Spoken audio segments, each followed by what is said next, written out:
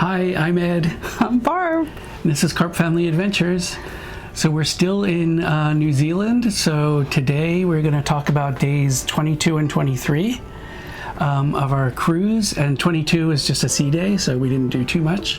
But 23 we went into Port Chalmers and Dunedin, which is our last port in New Zealand, right? Yeah. So on the sea day, it was Tuesday, February 11th, we just went up to the breakfast buffet, and then as usual, we went down to the Princess Theatre for the lecture. But this time, since Duncan had gotten off, they weren't doing the enrichment lectures, but they were doing what they call behind the scenes. So this one was the food and beverage staff. So that was neat. Yeah, there were several, the head chef, and what they used to call him maitre d'. Now I can't remember the new title, but because they seemed like they went and rebranded everything last year. Yeah, like last year, Princess did a big reorganization of all the titles and stuff of everything. Yeah, including the ranks of the captain, or not the captain, but the officers, bridge officers. So correct. So that was interesting to hear that they brought on how many hundreds of tons of food they bring on at each of the ports, which is interesting. It's a lot. So yeah. Ooh, sorry, we're rocking a lot. So between Los Angeles and Honolulu, they brought on over 500 tons of food. And then we also heard today, I think, that in Sydney, they're going to bring on another like 300 tons of food for all the passengers and, of course, the we'll crew. only get a little bit of that because we're not going to be on that much longer after Sydney. Yeah, that's true. So after that, I mean, we basically just did the lunch buffet and the dinner buffet again. Yeah. We didn't do too much. We spent most of the day in our cabin. After dinner, we did go down to Explorers Lounge for their game show, which was I'll Take Trivia for 100. Oh yeah, that was fun. Which is their version of Jeopardy, but they don't really change the questions. It's really just a PowerPoint that they click through. So we did that. That was fairly fun. The one we missed, that was a bummer. It was Australian actress that was in, what was it? She won the Oscar. Oh, the Oscar. Yeah, and we knew it wasn't Nicole Kidman, but we couldn't think of Cate Blanchett. Yeah, it was Cate Blanchett. So maybe next time we'll get that. Yeah, we'll remember. So. And then after that, they had the Yes No game show.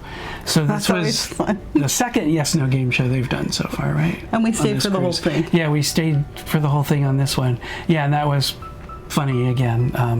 Yeah, that was good. It started off with like 3 or 4 people winning. I think it was something crazy. It was like, whoa. Yeah, a lot of people got through on this, but then after the first few, everybody started failing quickly. Yeah, sort of. So, and then after that, we decided to do the coin pusher again. Oh yeah. Because we had some quarters left over and didn't want to take them home really. So, but this one we did get to the bonus game. Yeah, we did it right this time. Yeah.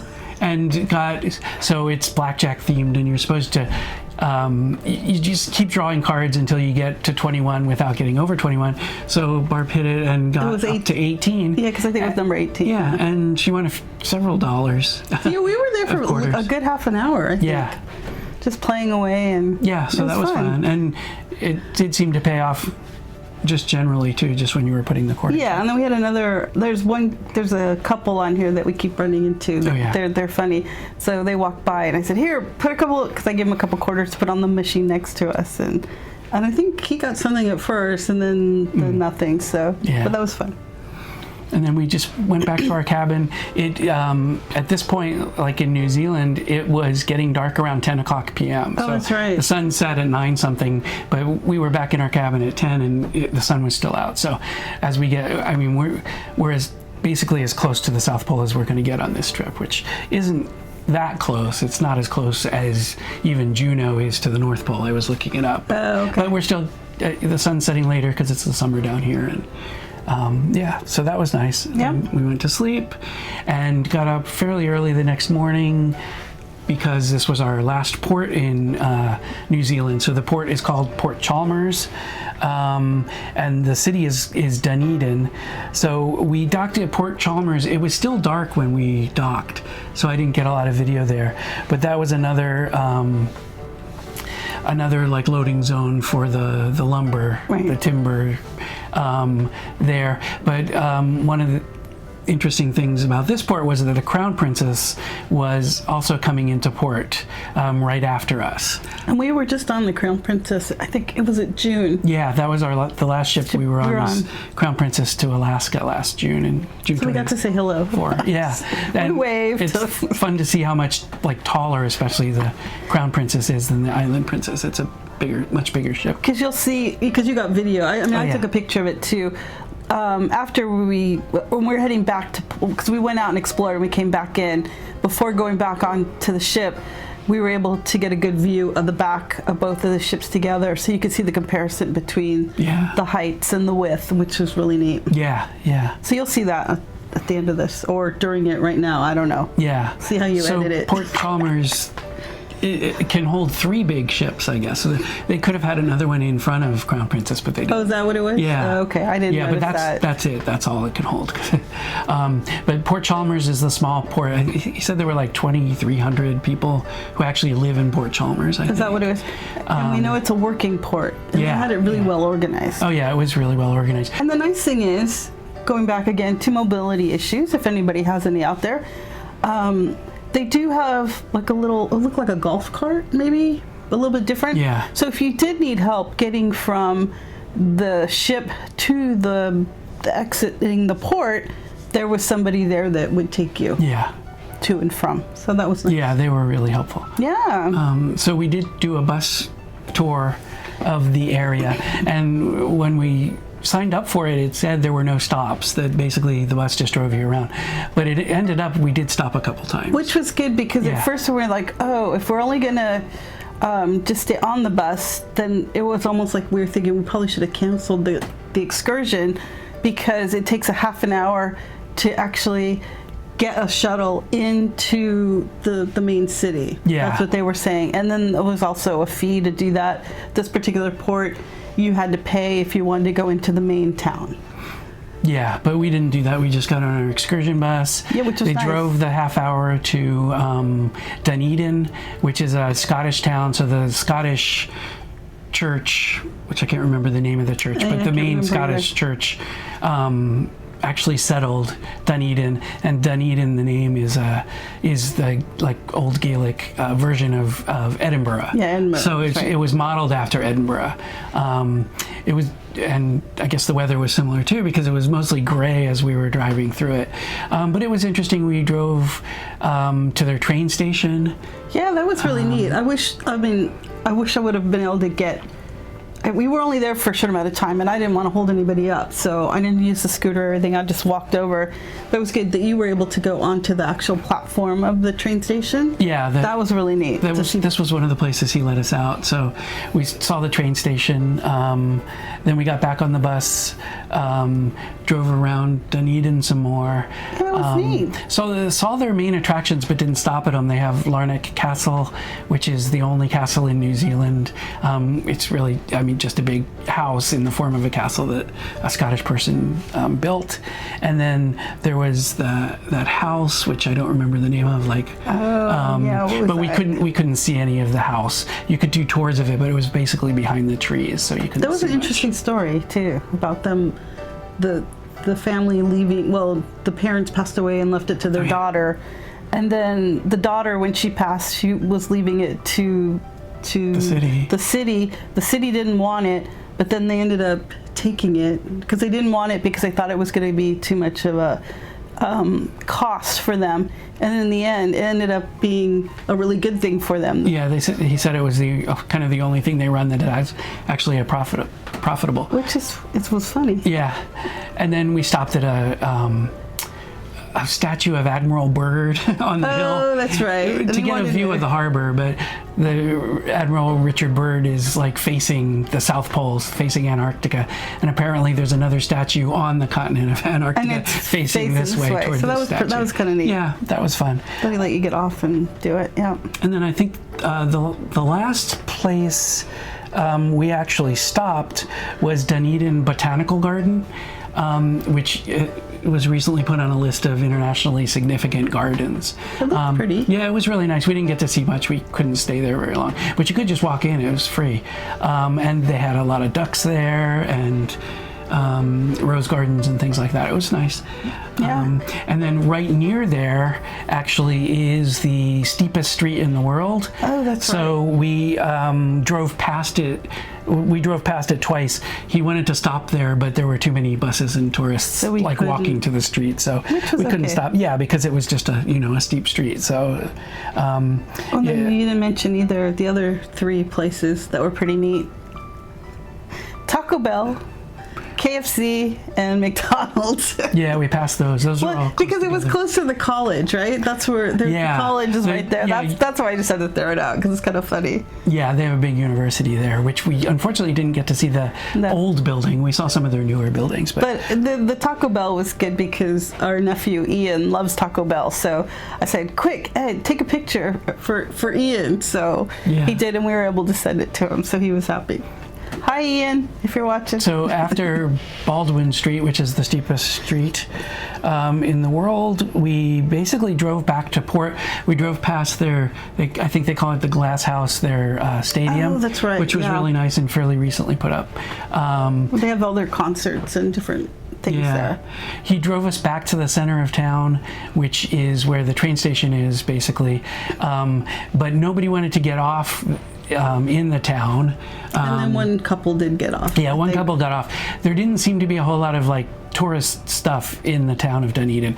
It's a town of about 100 and he said either 123,000 or 133,000 people, but then when university's in session, they have 20 to 30,000 students there, so it's a medium-sized university. So it's a fairly small city, but it's a city, and it's not a tourist city, really. I mean, we didn't see it as most of the attractions we did see, but the rest of it was just a working city. Right. Fairly industrial. Yeah. So it was kind of good then we didn't cancel the excursion, and we did because originally we were going to get off in town if they let us. Right. And then we decided not to. We saw the town and there wasn't too much to do, so we went back to Port Chalmers on the bus, which was good, so we didn't have to pay for any of the bus fares. Yeah. It was 10 or 20, I think it was $10 one way each. Yeah. 20 round trip, I think. But if you did the local bus, we heard later that it was a lot cheaper. But either way, it doesn't matter. Yeah, so we got off the bus and we walked a little bit in Port Chalmers, which is a nice little hilly town right next to the water. We went into their Foursquare supermarket. Yeah. We got some more snacks there. They had some more British stuff there, which was nice. And there's a lot of cute little, there's an ice cream shop, I guess. Well, it was kind of a mixture, but they were serving. Oh, yeah. You could get soft serve, scooped ice cream, I guess. Yeah. And then there were some little restaurants that were cute, and they seem to coffee. have the Tip Top ice cream brand, which is just prepackaged. I think it's prepackaged. Maybe it's maybe not. Anyway, they seem to have that everywhere in New Zealand, but we haven't tried it yet. It looked a lot like what you would get back in England, in the little ice boxes. Yeah. You'd go in and you can get, I think they had a Magnum and I don't know, different ice cream. Yeah. And then we went to the Port Chalmers Maritime Museum. Oh, yeah, that was which was nice. It was free. We gave a little bit of a donation. But it had an amazing collection of model boats and ships of most of them the Union Steamship Company that served New Zealand, and especially the ones that did mail runs between New Zealand and Australia. Amazing big model boats. And it went all the way up, way up high. And the really neat thing about it was that little display where you could hit a button, or it tells you which one and you hit, and because you can't read the little placard thing way up on top, and then it would, you could read it, what it was. If you wanted to know they have which details ship was about it. So it was a pretty impressive museum for being free in this little town. And that's where we went. That's where we went to look at the deck, because up the elevator. They had a view of the harbor. Yeah. Yeah. We went in the elevator. We went up to the first one. We got out. We're like, what? Nothing's here.